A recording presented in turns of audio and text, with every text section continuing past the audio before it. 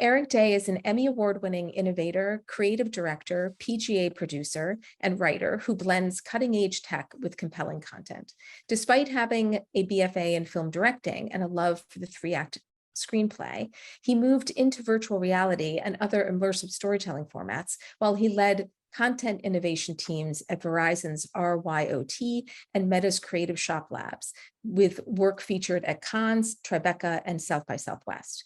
He's worked with brands and IP including Star Wars, Disney, the United Nations, NFL, Universal, Sony, and Epic. In the last few years, he has been exploring generative AI co-created content. So thank you everybody for joining today. It's a topic that I'm really passionate about. I'm deeply invested in all the technologies, but more importantly, I'm invested in sharing the positive uses of these tools. My hope is that you can walk away with just a deeper, fresh or alternative perspective on your positions.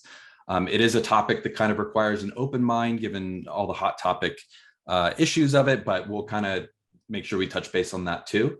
But like I said, let's just all be open to exploration as we move through this presentation, and let's have some fun. You know, this Pope is, after all, for whatever reason, he's become a symbol of the AI image movement. So the topics today I'm going to cover, and we'll kind of weave in and out, and there might be a little bit, you know, more organic at some point, and we'll kind of get off topic a little bit. But the main pieces to hit are understanding generative AI and its potential in storytelling. We've got some definitions. I'll talk about platforms, augmenting human creativity, which is where I've really come to enjoy using these technologies. And then I think it's always important to talk about pitfalls. We're going to talk about techniques and using that in screenwriting and story development. So you'll hear probably a lot of the writing strategies that you hear at other seminars and books and everything of just doing it badly, you kind of, everyday thoughts. But what I think is useful for this section is talking about how to then incorporate the generative AI, specifically ChatGPT, into this, and then tips for interacting with those models to get the story content, the brainstorming, kind of the outputs that you want.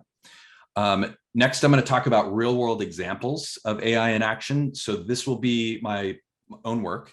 Right now, I'm doing a Drax Darren Star Wars inspired fan fiction Instagram account, but it is a Star Wars meets Humans of New York. So there's story content being developed around it, a lot of bespoke characters, and we'll go in for how I approach that and all the different types of technologies that I'm using, not just image generation, but story generation, audio, and I'll kind of touch on some of that stuff.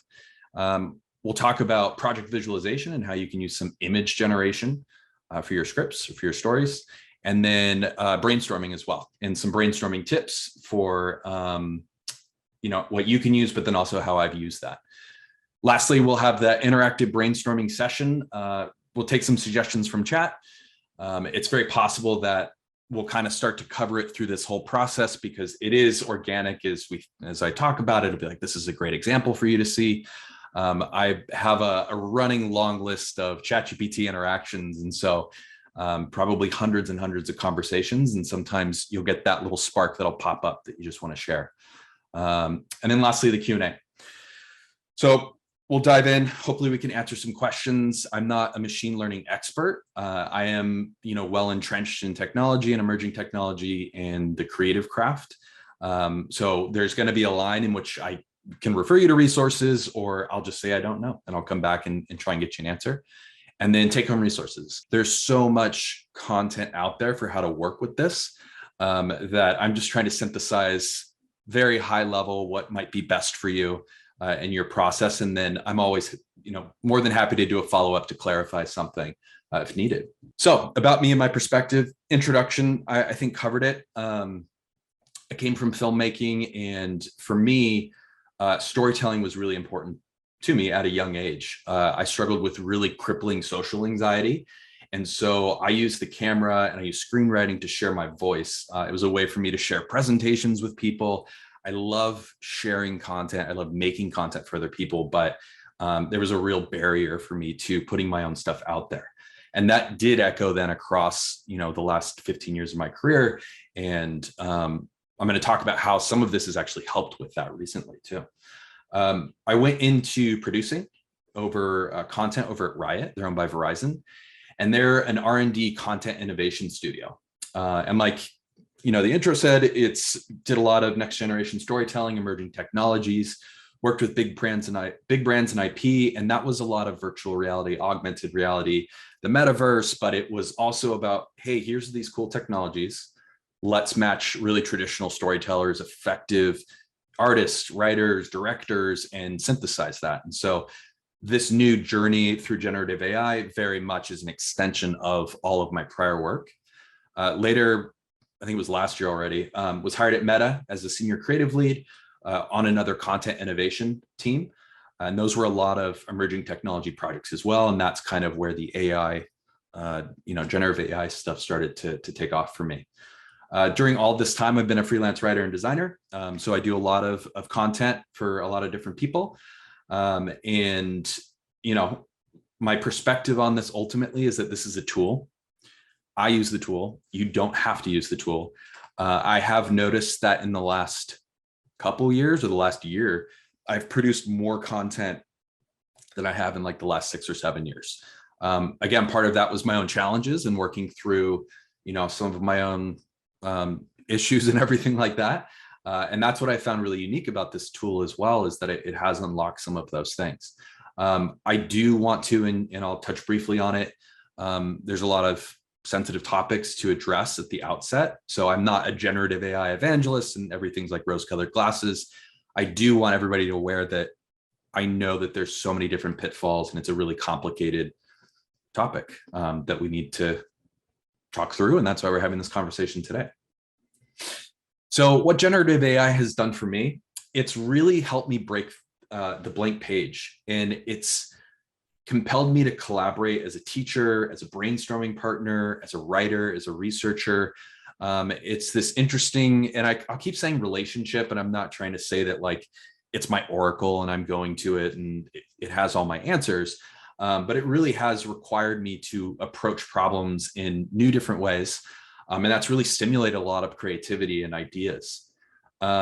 For me, it broke my analysis paralysis, really personal struggle with decisions when it comes to writing and creative content. I know just as a writer, a lot of us struggle with that perfectionism that, the sentence has to be perfect, or is this the right direction for my character?